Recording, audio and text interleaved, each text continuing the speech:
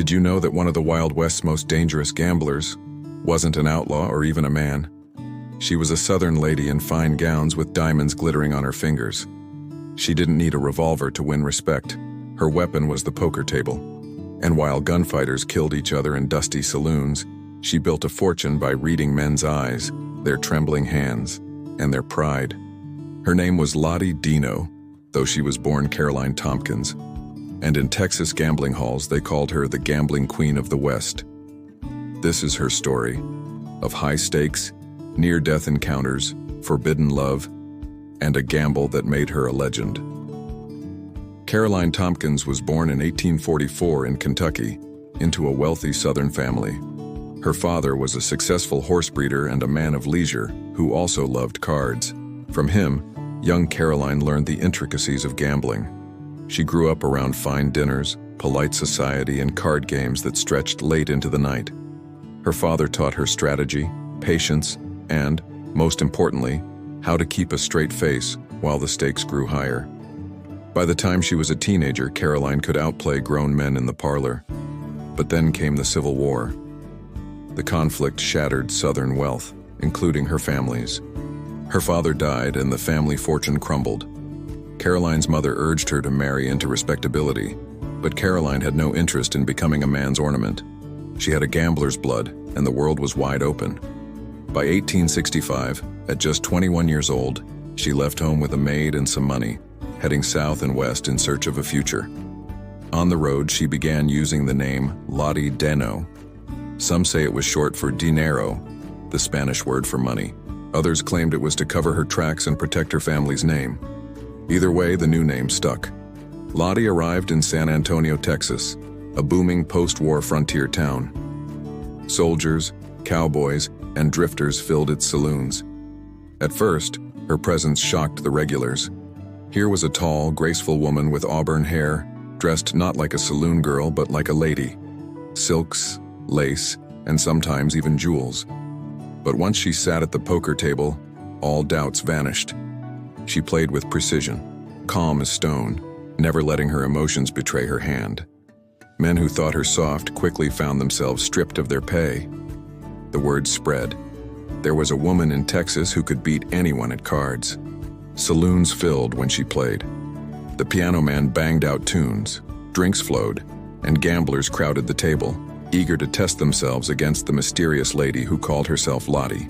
But poker in Texas wasn't just about money. It was about pride, and sometimes survival. One wrong move could end with bullets, not chips. And yet Lottie thrived. Locals began to give her nicknames. Some called her the Angel of San Antonio.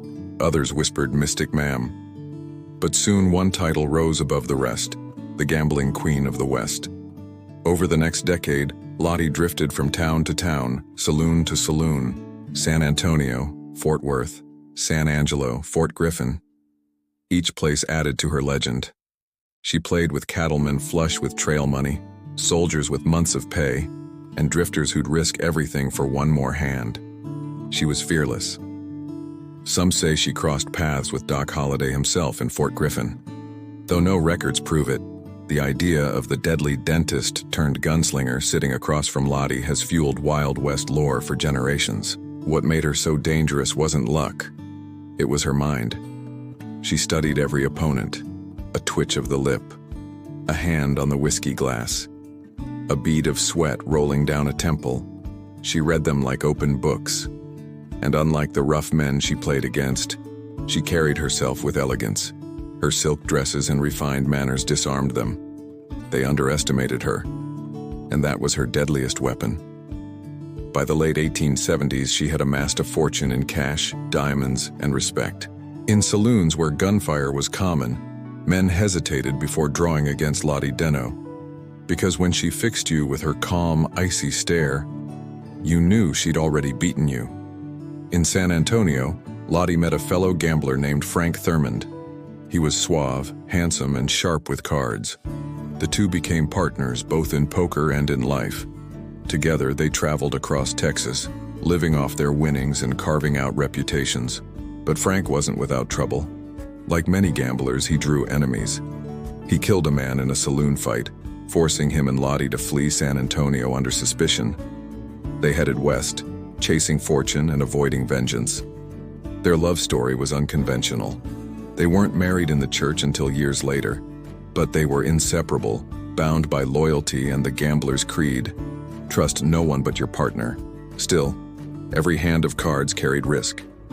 Every drunken cowboy who lost too much threatened to end their run.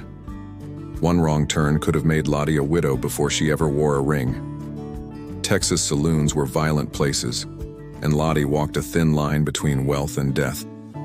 At Fort Griffin, one of the roughest towns on the frontier, she became a legend.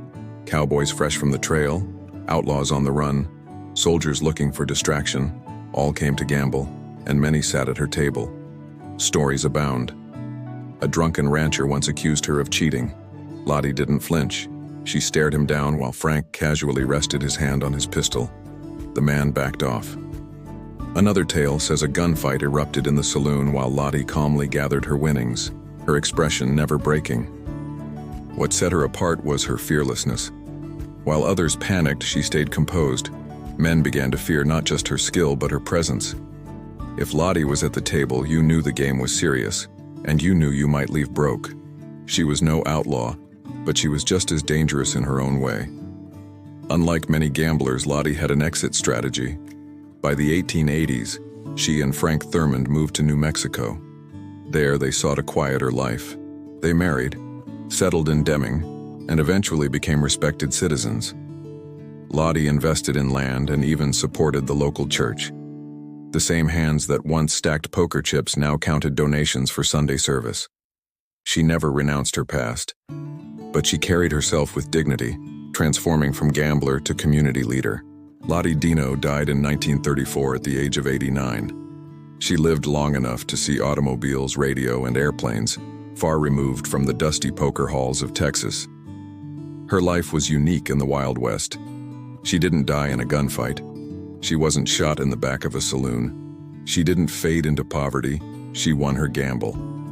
Today, historians remember her as the gambling queen of the West, a woman who bent the rules of a man's world and walked away victorious. She proved that in a land of six-shooters and saloon brawls, sometimes the sharpest weapon was a deck of cards. So, what do you think? Was Lottie Deno a fearless outlaw in silk, or just the smartest player at the table? Drop your thoughts in the comments.